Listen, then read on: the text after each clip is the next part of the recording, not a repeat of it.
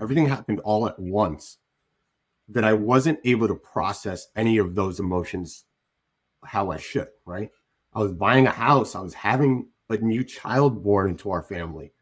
I was moving our family. I was dealing with my mom who was unfortunately on her deathbed.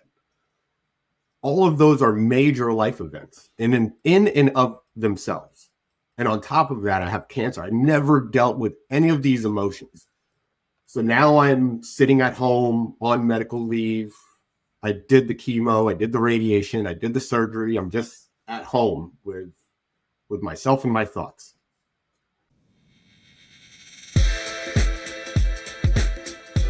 Welcome to 99 Humans. My name is Jeff LaCosta, curious coach and Wall Street Journal best-selling author, striving to understand how little things generate big impact. And I'm Nadia Carta, tech executive and lifestyle coach with a mission to transform lives and corporations by kindling hearts to generate a zeal for life. Each week, we investigate stories about the human side of leadership to re-energize your spirit and help you become a stronger leader. Because the reality is that leadership is messy, goofy, challenging, but always human. Thanks for spending time with us today. Let's dive in.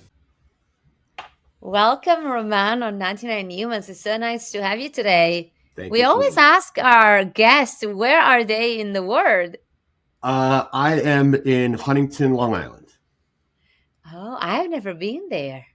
It's a great town. You got to come. I need to come. Easy access to New York, but doesn't feel like, downtown New York. Yeah.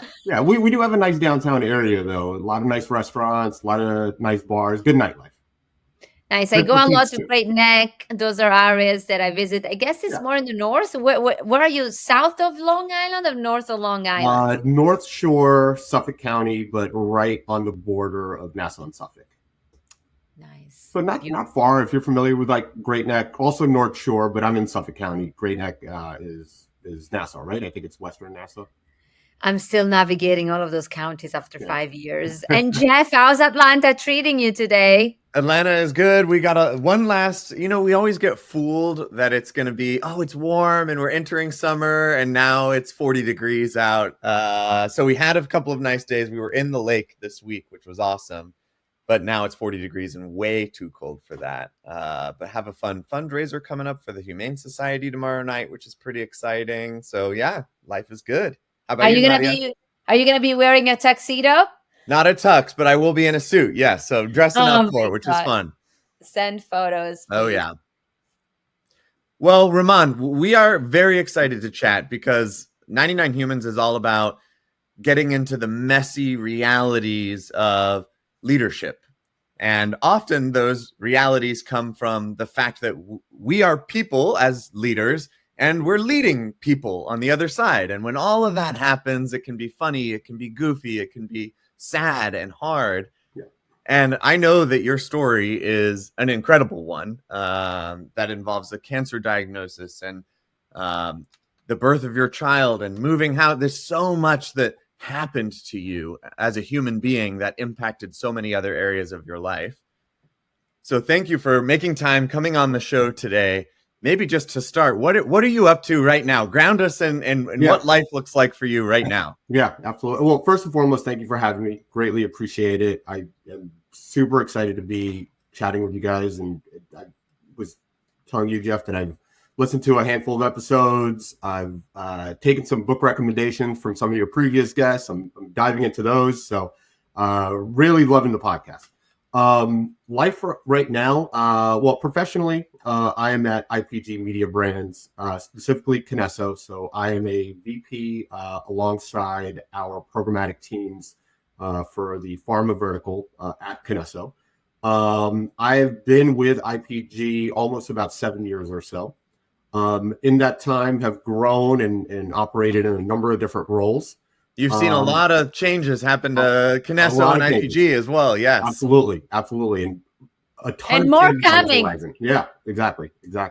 But we were chatting about this earlier, right? Ever since the pandemic, life has been a constant movement, right? There's always been change, and how you navigate that change is where the leadership, I think, comes from. right? Mhm. And so that is my mentality, that there's change on the horizon. We've already seen a ton of change previously. How are you going to navigate it? And what's your approach to that? How do you keep a level head around all this constant change? That's so nice. So, how did you find yourself ending up at IPG? Where were you before? Yeah, absolutely. So, you know, I was thinking about how I wanted to share my career journey, right? And I'll try to be brief, but I'll give you a quick rundown of my professional journey from graduating college and how I ended up, working at IPG Media Brands. I love these. It's always like pretending to connect dots that may not, have looked like they connected. Exactly, right? You look back and you're like, oh my God, like I can't believe all of these things came together the way that they did. At the time, you're just trying to make moves and get through the day sometimes, and you don't have a chance to look back. So looking back, right? So I graduated college and waiting tables and trying to figure out what my next move is. I had a degree in marketing, but I really didn't know how to apply that degree to the real world. I ended up getting a job at Enterprise Rent-A-Car at the time, which, looking back, it set a really solid foundation for me professionally. But the most important thing of my time at Enterprise was meeting people that would influence my career and my life 20 years down the line. Mm. So bouncing around after Enterprise, worked as a recruiter for a short time, and that wasn't the right fit either. However, I met somebody when I was working as a recruiter who would also influence me professionally and help me get into the marketing field about a year and a half or so after I had met him. And he was a very senior person at a marketing startup. I ended up working with him very closely. Leveraged that into a position with Yahoo, leveraged that position at Yahoo into working at Double Verify. At Double Verify, I really learned a ton about the marketing ecosystem. And when I left there, I was there for about 4 years. It felt like I graduated and I moved on to IPG Media Brands. And it was this amazing moment for me where it was just like all of the hard work that I put into my career, spinning my wheels just to stay in place. Finally, it felt like I caught some traction and my career was moving forward. So since then, as I mentioned, it's been about 7 years at IPG. I've loved every moment of it. It's been challenging. Every meeting that I go to, every event that I'm at, I'm surrounded by bright, brilliant people. I'm never the smartest person in the room. I don't want to be the smartest person in the room. I couldn't be. But, it's challenging. It puts you in a position where your peers are rooting for you, but you also want to challenge yourself and be better. It's been terrific. I can't say enough. I love the kind of silver lining that you're putting on some of the roles that, yes, you're framing has got you to the traction moment. But I'm curious to go back for a minute and just talk about what it felt like to be in a role that you knew wasn't the right fit. Did you already have kind of the wisdom to know, well, maybe these relationships or maybe these skills, or was it a more frustrating kind of visceral experience? Yeah, I think at the time it was really frustrating because I wanted more. I wanted more for my career. I wanted to grow. I wanted to make more money. I wasn't making a ton of money at all. But I think I was always genuine with my relationships with people and getting to know them. That was the one thing that I was really good at. I may not have been great at the jobs or even good, to be successful at them, but I was really good at building, cultivating, growing relationships. And they weren't transactional. They were genuine. They were getting to know people, what their likes are, things that they don't like, what they are looking to accomplish, how they want to partner with people, what their mentalities and their approach to challenges are. Those are all things that I learned, and I was able to apply them. And I think that's why those relationships that I talk about, the folks that I met at those careers, those jobs that really weren't a good fit, I think that's the biggest takeaway. I don't necessarily even think anymore about the work that I was doing.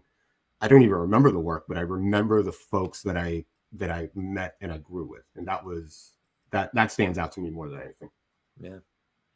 And what are some of the stories that are, let's say, the milestones of this career that you're mentioning, Raman, that, when you think about it, you'll be like, oh, right, that story really shaped me, Yeah, or that story really left a mark on me. of course. Which are the ones that you would recall? Yeah, I mean, for me, I would say there's one specific story that's that's the biggest of them all, and it's like the elephant in the room whenever I meet new people, right? And it's my journey through cancer and all that came along with it. So the journey itself, the cancer journey itself, and all of the peripheral pressure that came with that begins in 2020, and that was the height of the pandemic, and we're all Not as an easy time to get medical attention either. Oh yeah, So yeah. absolutely. So at the time we were living in Queens. It was myself, my wife, who was pregnant with our second child, and our 3-year-old daughter. We were in a 2-bedroom apartment in Queens. And every day that apartment gets smaller, and my wife is getting a little bit bigger, and that pressure is a little bit harder on me. So we started looking for a home, and it was hard.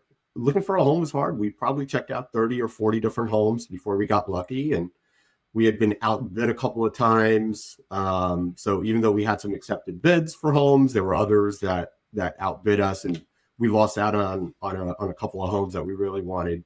We ended up getting lucky and finding a nice home. In that process, my mom, who I'm very close with or was very close with, very influential person in my life, she ended up having a stroke.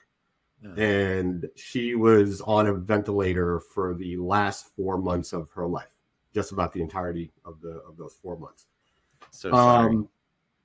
So I'm in the process of buying a house, closing on the house. My wife is pregnant, about to give birth at any point. My mom, unfortunately, now has a stroke. She's in a hospital for a long time. The whole time, I'm really not focusing on my own health because there's all of these other things going on.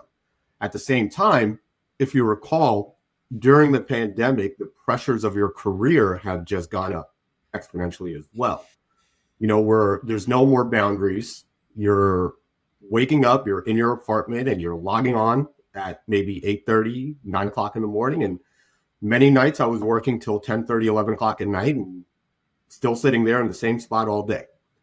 So in between, I'm shuttling my wife to her doctor's appointments. I'm running back and forth between the daycare.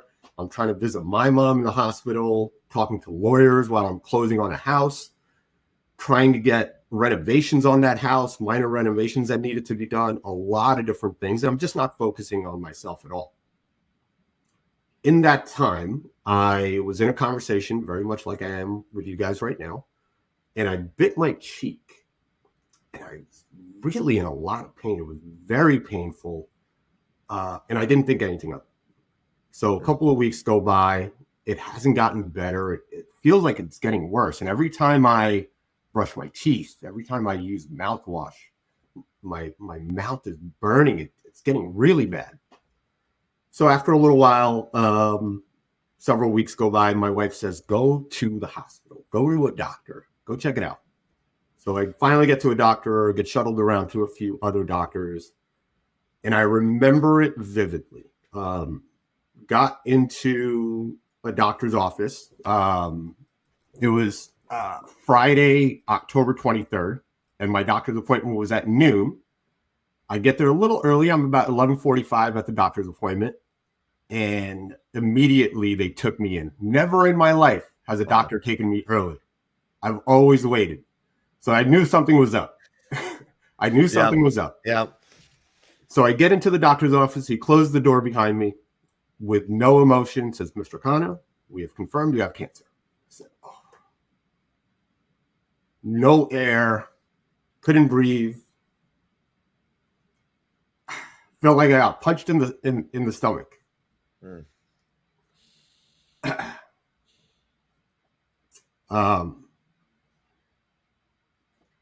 That set forth all of the challenges. Now I have to make a decision. He was telling me that it was stage 3 cancer at the time, progressing very fast. So 2 weeks later, it became stage 4.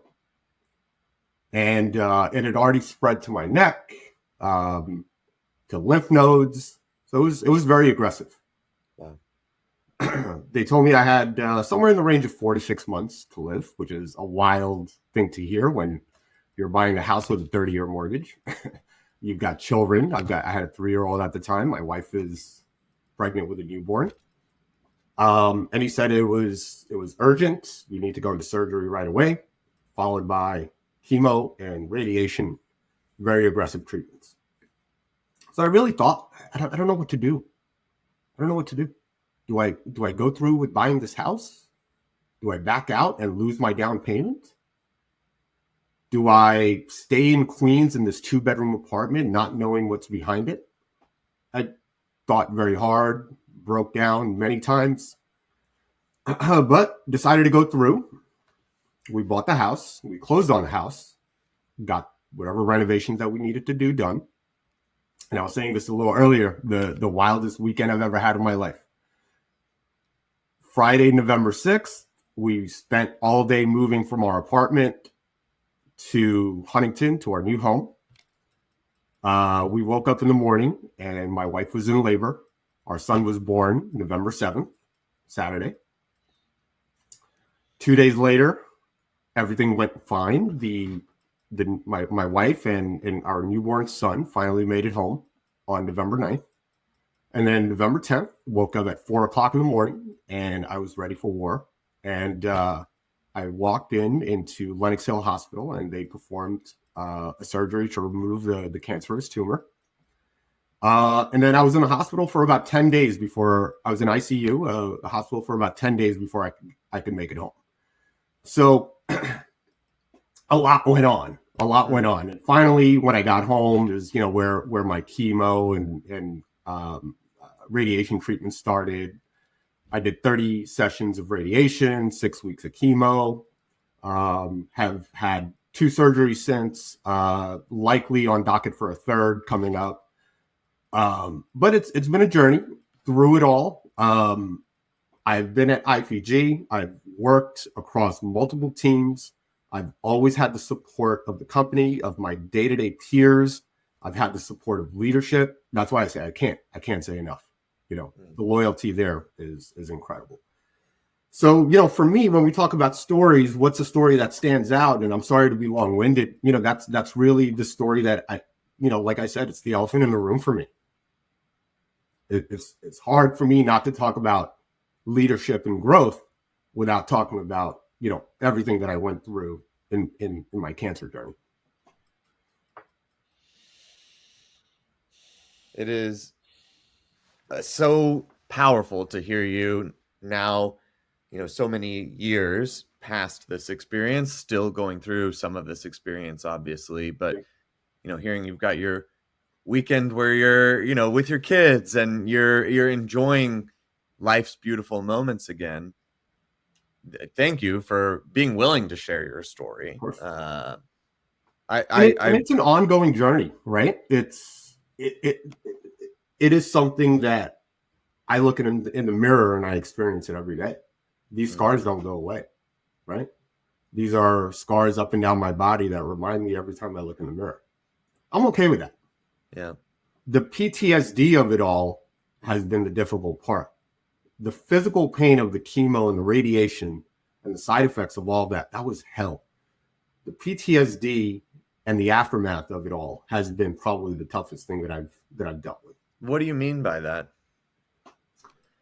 I think I had to come to terms with the fact that, I always approached the last few years. I've always approached, those events, that cancer diagnosis and everything that happened. I've always thought about it in the past without necessarily acknowledging that I didn't address much of those emotions.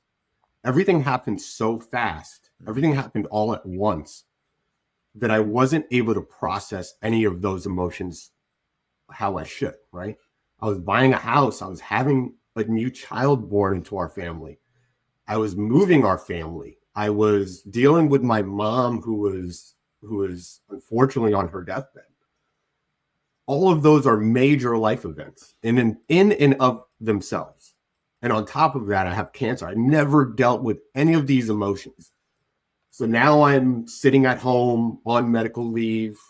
I did the chemo, I did the radiation, I did the surgery. I'm just at home with myself and my thoughts. And now I'm dealing with the PTSD of it all and the trauma. And that's something that has taken some time, and you learn.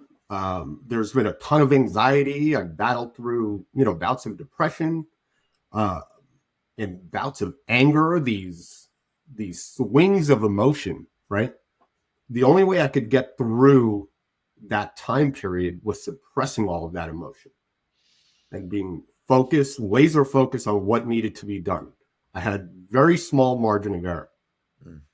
So I had to focus on everything that needed to get done and make sure that my family was taken care of. And then I can deal with the rest. But when you suppress all of that emotion, it comes out in really difficult ways. And I think that was the thing that I had to come to terms with, is that how do you manage emotion in crisis?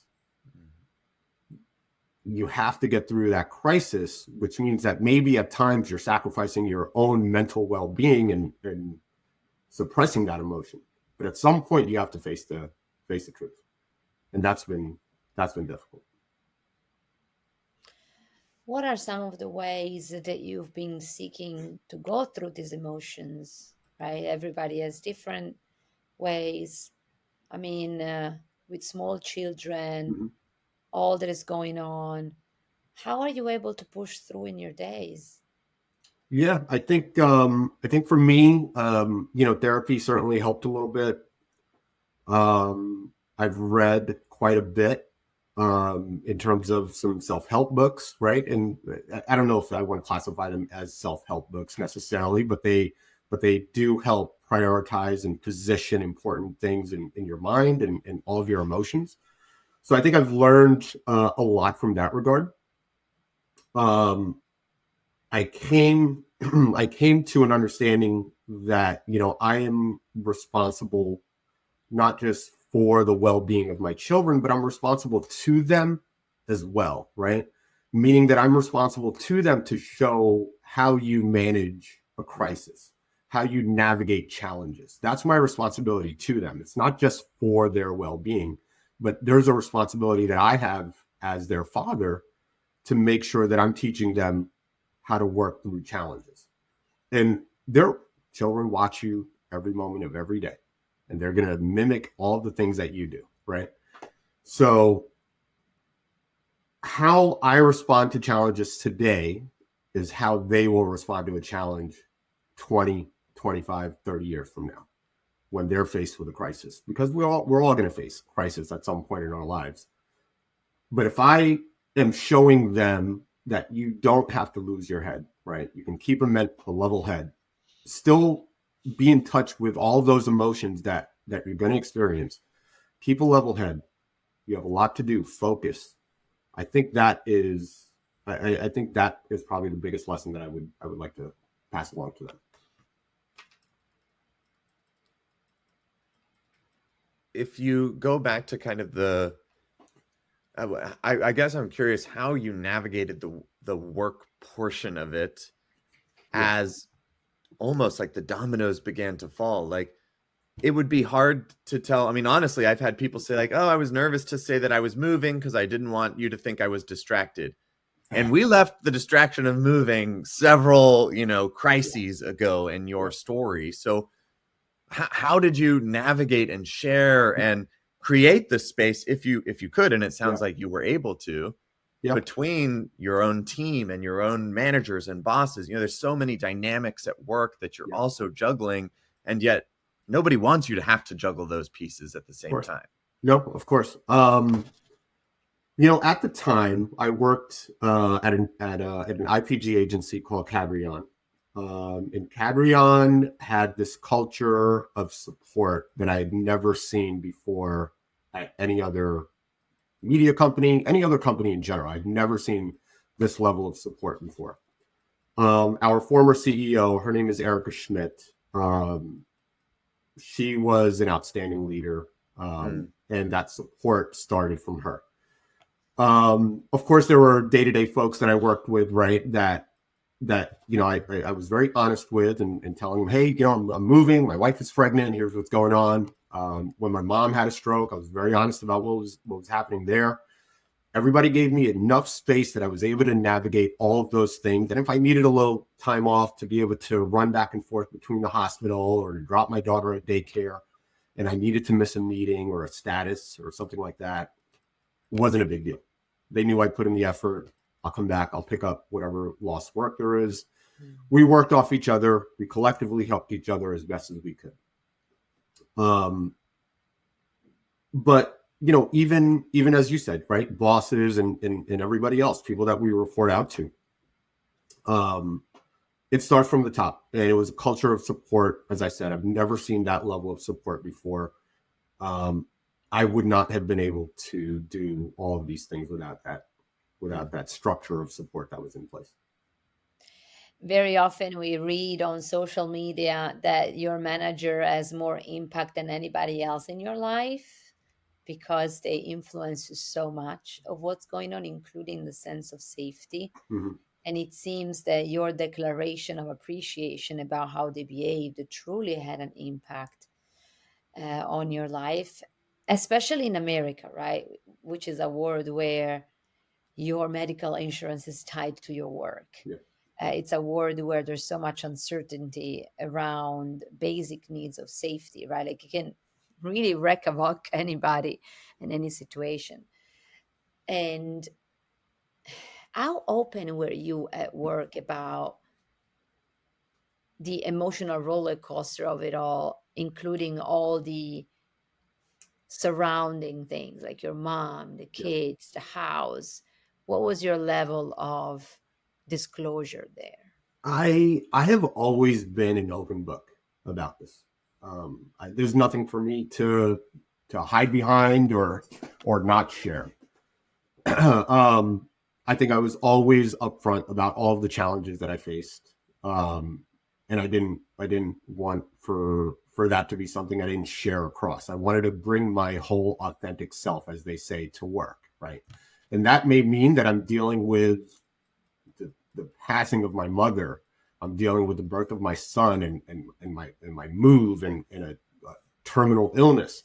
I'm going to share these things so you understand what I'm going through, but I'm also going to give you 100% of what I can to work, to our career. I've never been shy about it.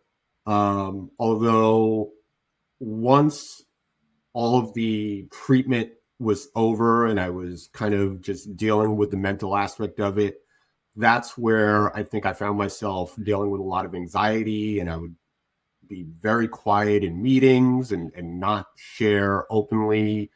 I think I found myself just trying to position who I was. I was still figuring my emotions out, and I just did not share what I would normally do.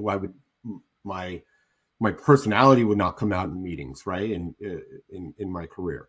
And I've learned in the past few years that I need to bring my authentic self back in, right? And if that means sharing across the mental health journey now, and not necessarily the physical journey that I went through. Now it's a little bit more around the mental health and the dealing with the PTSD of it all. I want to be an open book and a conduit for that conversation. Well, just as one listener to your story, it is a benefit to the people that you share with to hear how you have pushed through and worked through something that, we hope nobody has to go through, but we know folks do have things like this happen. And it's really powerful to hear instead of, you've healed and wow, miraculous. It's all good. Everything's fine. And yes, there's so much good in this story, but there's hard times as well. And I think that is the messy human side that often doesn't get shared behind the veneer of, well, we've got to keep driving for impact. We've got to keep getting, like, well, that's kind of hard to do, actually, if we're not being honest about what's going on in life. This story is a reminder that companies and corporations are made by humans. Mm. And the sum of the corporation, the sum of the impact is the sum of how these humans are doing. I just flew back from West Coast yesterday, and we did an exercise there about River of Life, which is about sharing all of the ups and downs that have shaped your life. And I couldn't stop crying when everybody was sharing the moments that were shaping their existence from childbirth to now. Mm. And so, now that you went through all of this, Raman, and you are still in some portion of it, how is this shaping you in terms of the contribution that you want to give back to influence the way corporations behave? Yeah. What has that sparked in you? I think I want folks to keep things in perspective. Life can be taken away from you in an instant, and all the other things don't really matter, right? So priority, your family and your community come first, right? Your career is an important part of that. Where you position your career is a very personal thing, right? People can make the career the most important thing, and maybe community and family fall behind it. But your career influences all of the other things as well, right? So prioritize. Personally, I think for me, there are things that I'm learning every day, right? I want to create new memories, and whether that is professional memories, right? Sharing a story across, to hundreds of people in person, or bringing cultural moments to our teams and our company. I've been involved in a number of things, such as, I've led the breast cancer walk at our company a handful of times in the past few years. I've been influential in bringing a Holocaust survivor to speak to our company about their experience. What I want to make sure that companies are establishing that same level of support system. I want to contribute to that same level of support system that I walked into when I started at Cadreon. And I get that that's not a common thing. It's not something that is found at all companies, and truth is, it's probably less and less so in today's world. But there's so much perspective. There's so much emotional intelligence out there that can be applied to what we do in media and marketing. I know that sounds ridiculous, but there is so much that we can do in terms of influence as far as emotion go that we haven't even tapped into yet. Mm-hmm. And part of that stems from establishing a culture of support. And that's been really what my focus is the last few years, is how do I recapture that structure of support? I love that. I think it comes through in the difference that it made to you, so that then you can, help pay it forward for the difference that it will make to someone else. But also that connection of, we're in marketing, we're about connecting with humans, and look at the difference it can make to the work we're doing as well, not just the culture and the people that we're, working together with. I actually think, even though, you point out that might seem trite in comparison, but it's true. That is, we're connecting as humans, and that's what marketing's about too. Yeah. Well, Raman, we're so thankful that you shared so openly your story. Must have been really hard. I mean, it was really hard for me to listen to it. I lost my mom to cancer 11 years ago, and so I'm always reminded of how thin is the thread that is holding our lives. And you shared so many nuggets. If you were to summarize in one sentence your word or advice for the listeners, what this sentence would be? That's hard to say.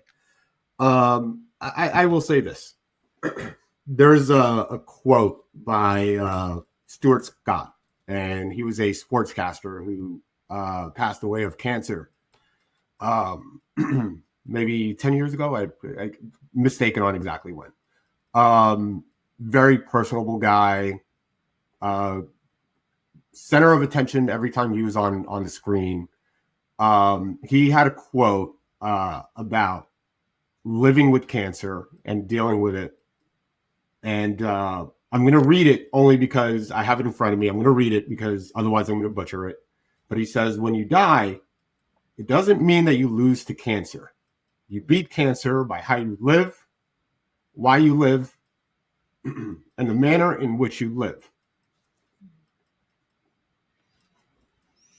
That's been my approach since I was punched in the gut in that doctor's office. Wow. Well, I think you have lived an incredible life from getting punched in the gut, and an amazing example for your kids, for your family, for everybody that you're touching here. Certainly, by sharing this story, you're impacting even more. You're living even bigger, more impactful life. So huge thank you. Thank you. If you're open to it and folks want to reach out, they hear this story, is there a way that you would like people to connect with you? Yeah. Instagram, LinkedIn, I'm on both. I don't post a ton on either, but I'm active there. You can probably find me there. Raman, your family is so lucky to have you and your kids. They have such an example of strength and resilience and grit in life. And, I want to wish you a very long life. This is the best wish that I feel to do to you today. And Thank you. I think it will be that way because your spirit needs to stay around in this humanly body for a very long time still. I'm not going anywhere. Thank you for being with us today. Thank you so much. Thanks, Raman. Wow, Jeff, that was a very powerful one. It's amazing when you ask, the question you led with was, what's a story that stands out to you? And of course this stands out, but you really just never know, from such a energetic, happy, all of that, and gosh, just on the heels of a horrible string of events. Yeah. But yet such an optimistic person coming out from that. Very, very powerful to sit through and to chat with and talk with them. So Nadia, what are you taking away? There's a lot to take away, but what's sticking out to you? Listen, as I shared, I came from this week that I felt I was on another planet, and I'm going to merge the two. And here's the point I'm making. Because we did this exercise there, which was this river of life, and then this today, it's such a reminder that there's so much going on in people's lives. And these events have an impact on everything else. Now, I'm not saying that suddenly in corporations, we all need to be therapists and coaches and, eventually we are paid to let an impact, right? And as a human leader, I find myself often into the pendulum of swinging in one way or the other, like super caring. But then at the end of the day, I need to lend an impact as well. And how much do I bring about my own struggles to work as well? We had an episode about this one time as well. And the way that I'm leaning towards, even based on today's conversation, is there's got to be a way to find moments or pockets of moments where there is an outlet, a collective outlet for these topics to be discussed. It was beautiful that in this 48 hours summit that I went to Mountain View for, Gopi, my mentor, intentionally inserted these moments of river of lives for people to talk about what their life was comprehensively. And that had such an incredible impact on us as a team. 20 people that after we've heard of everybody's stories, we felt more safe, we felt more united, we felt more in sync. So the takeaway for me is really that life is not to be hidden under a carpet or a rug, especially in corporation. It has to be intentionally shared. So there has to be an intent behind how it's done, because the equation is stronger teams are born out of people that deeply care for each other. So this is my learning today, Jeff. I love that, Nadia. I think there's a lot of irony in that wisdom, because imagine we didn't know this about Raman and we were working together on a team. How could we possibly pretend to have a strong team culture? I mean, we would be missing what he's calling the elephant in his life, and quite obviously this is impacting literally every moment of every day and every meeting and every decision. And to think about, yes, I want my team to feel comfortable and confident, supported when they go through hard. Yes, that is the good human leader thing to do. But also, to your point and to his, you're getting results at the same time, because you're getting the dream culture. You're getting the connectivity and the collaboration and the authenticity. And it's from being real, not from shoveling it under the carpet, like you're saying. So that to me goes along with my main takeaway, which is, of course, the perspective. That I think being something that sticks out to him. It is something that it is almost a cliche. We've had a couple of people on the podcast who've been through life-threatening illness, and the advice is perspective from each of them. And I think that even as a child, you hear these sorts of stories, and that is the lesson. And yet it's something we just can't seem to learn as human beings. We just can't seem to keep it in perspective until something traumatic like that happens. And to fight that natural tendency to lose the perspective, I left Google, and I'm stressed about, did I make the right decision? I've got to work extra hard because this and this needs to happen in order for me to feel validated in the decisions that I'm making. And what the hell? How can I wind up anxiety? Then when you hear a story like that and you reground in what really matters. And I think just constantly remembering to keep things in perspective, focus on what matters most. I mean, is there anything more important than that? So that's really what's sticking with me. And just a great, powerful conversation. Thankful to him for coming on and sharing. I mean, I love your reflections, and it's beautiful what you said. And I want to leave our listeners with a question then, taking it one step further, which is, what are your life priorities? When we speak about priorities, I don't know that many of us, I don't know that everybody of us spends time in identifying what those are in a way that is real. And my reflections also go back to one of our guests that we had, one of our 99 humans that is not with us anymore. The story of Ben, which was so powerful. I think that at some point you got to reflect on it. So if you feel called to it, take a piece of paper right now and think about what your life priorities are and how you can honor them. And it doesn't necessarily have to be family. I know everybody says family. Just be genuine and transparent with yourself, and have a conversation with your inner wisdom and saying, what are you prioritizing for? Raman had a little comment dose of wisdom on that, where he goes, for some people, career is their number one focus. Yeah. And it was a very non-judgmental. It was just to your point, you can't keep it in perspective if you haven't done it doesn't have to be a ton of work, at least a little bit of reflection on, well, what are the things that matter to me, so that then I can keep them in perspective. Yeah. I love that as kind of a homework assignment here. Well, Jeff, always amazing seeing you. Everybody, we are approaching the end of our 99 humans. And so stay tuned for a few more, a dozen, I think, interviews are going to come your way.